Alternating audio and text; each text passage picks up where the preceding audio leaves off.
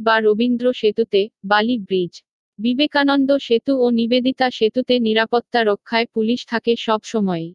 অপরদিকে ফরাক্কা ব্রিজের নিরাপত্তা ব্যবস্থা চোখে পড়ার মতো।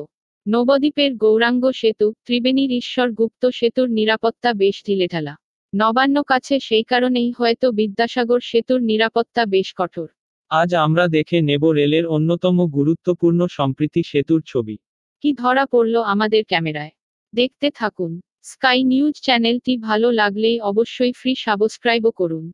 গরিফা ও হুগলি ঘাটের মাঝখানে গঙ্গাবক্ষ জুড়ে থাকা হুগলি জেলা ও ২৪ পরগনা জেলার অন্যতম সেতুটিতে অবিলম্বে নিরাপত্তা বাড়ানোর প্রয়োজন আছে মনে হয়। সাংবাদিক চিরঞ্জীব চ্যাটার্জির এক্সক্লুসিভ খবর, কলকাতা, স্কাই নিউজ ইন্ডিয়া।